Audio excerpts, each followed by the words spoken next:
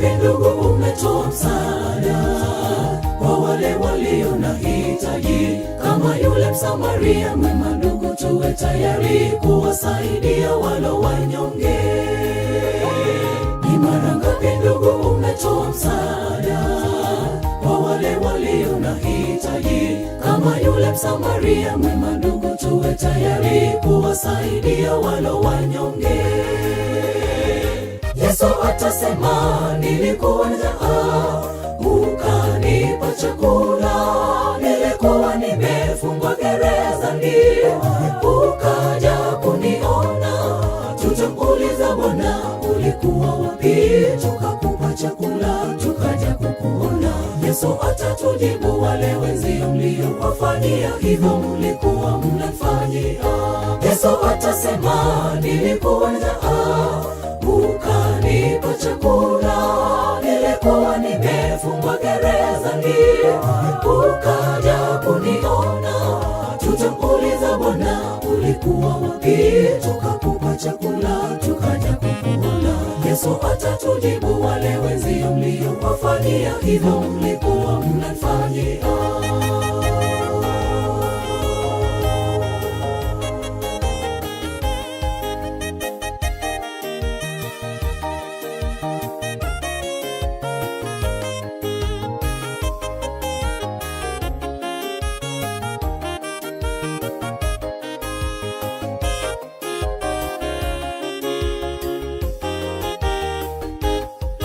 Dunia na vyote vilivyomo, vyote ni vya Mungu, tumepewa bure.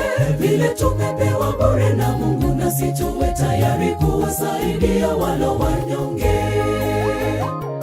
Dunia na vyote vilivyomo, vyote ni vya Mungu, tumepewa bure. Vile tumepewa bure na Mungu, nasi tuwe tayari kuwasaidia walo wanyonge. Yesu atasema, nilikuwa njaa ukanipa chakula, nilikuwa nimefungwa gerezani ukaja kuniona. Tutakuuliza, Bwana ulikuwa wapi? Tukakupa chakula tukaja kukuona. Yesu atatujibu, wale wenzio mliowafanyia hivyo mlikuwa mnafanyia. Yesu atasema, nilikuwa njaa ukanipa chakula, nilikuwa nimefungwa gerezani ukaja kuniona. Tutakuuliza, Bwana ulikuwa wapi? Tukakupa chakula tukaja kukuona. Yesu atatujibu, wale wenzio mliowafanyia hivyo mlikuwa mnafanyia.